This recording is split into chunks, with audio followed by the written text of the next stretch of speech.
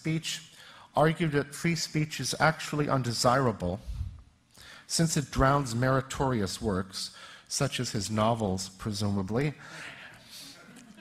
in a sea of vulgarity, a category to which he relegated the Danish cartoons.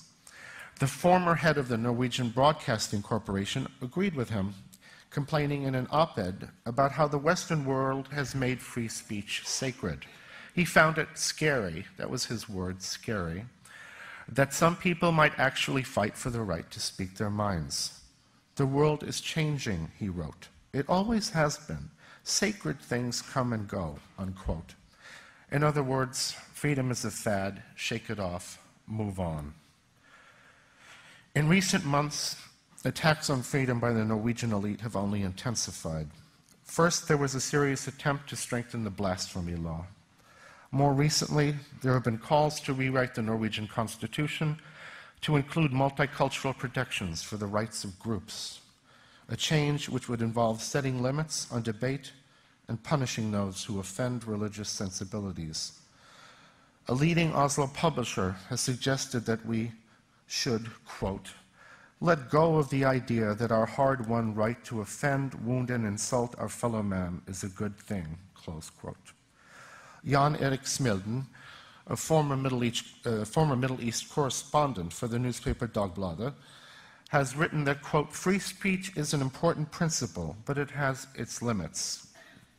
In recent years, this very sentiment has been expressed in the Western media by a long list of leading cultural figures. So intense is the pressure to take this sort of position that it wasn't until he was diagnosed with terminal cancer that an environmental activist named Steinar Lem, one of Norway's most outspoken leftist intellectuals, dared to publicly address the threat that the growth and appeasement of fundamentalist Islam in Norway pose to values like sexual equality, respect for gay people, and the right to criticize religion. This man, who had always seemed a fearless advocate of the causes closest to his heart, admitted that he hadn't spoken up earlier, for one reason and one reason alone. He was scared of alienating his fellow environmentalists and intellectuals. That was last April. He died 3 weeks later. Excuse me for talking so much about Norway, but it is a country that I've come to love. It has become my home, and it is chilling to see it destroying itself right before my eyes. I love Norway too. I love the Netherlands too. And there are many places in Europe that I've come to love.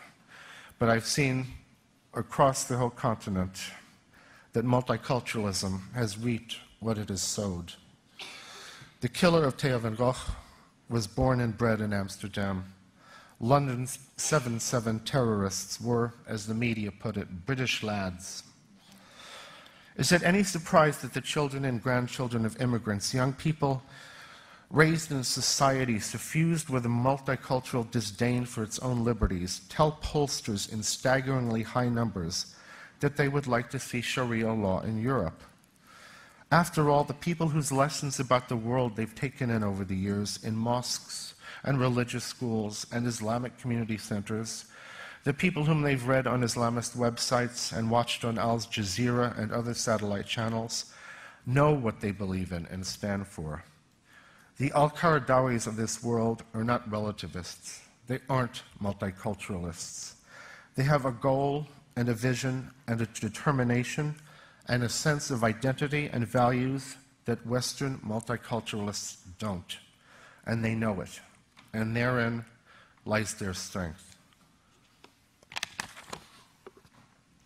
Since 9/11, there have been a number of moments of truth. But in my view, the episode of the Danish cartoons was perhaps the critical moment for the struggle of freedom in the West against Islam and its multicultural appeasers and enablers. I'm sure that most of you are familiar with at least the general outlines of the story. After an editor at the Danish newspaper Jyllandsposten learned that the illustrators in his country were scared to draw pictures of Muhammad for an innocuous children's book, he solicited and published drawings of Muhammad by a dozen different cartoonists. Thanks to a concerted international effort by Danish Muslim leaders who were determined to pressure the Danish government into apology and appeasement, their cartoons gained the attention of the world. And in a vivid demonstration of the fact that the appeasement of Islam is not an exclusively left or right-wing phenomenon, the cartoons were condemned by both Bill Clinton and George W. Bush, by the Washington Post and the New York Times on the left and the Wall Street Journal on the right, by The Nation and the National Review, by Fox News and CNN.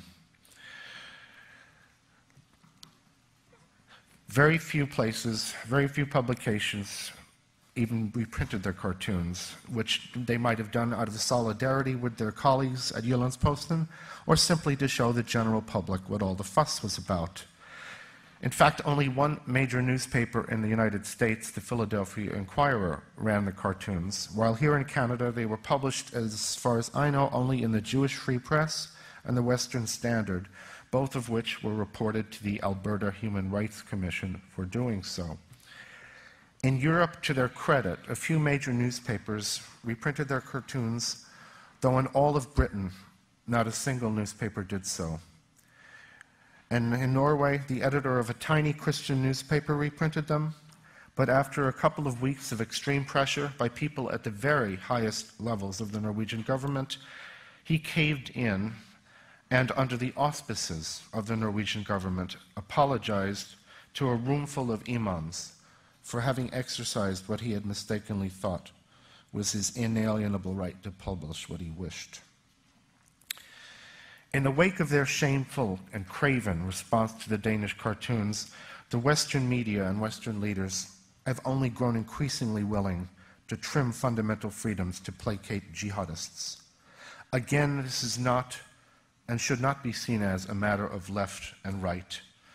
If many on the left view the criticism of Islam as a violation of the multicultural precept that we in the West have no right to say anything negative about another culture, many people on the Christian right are loath to insult fellow people of faith and thereby invite unwelcome scrutiny of their own religion. And for many people on both sides of the political spectrum, this is, of course, quite simply a matter of fear. And there's yet another factor. Some of you may have followed the recent controversy surrounding a forthcoming book from Yale University Press about the Danish cartoons, a book in which it was announced that the cartoons themselves, absurdly, would not appear. The head of Yale University Press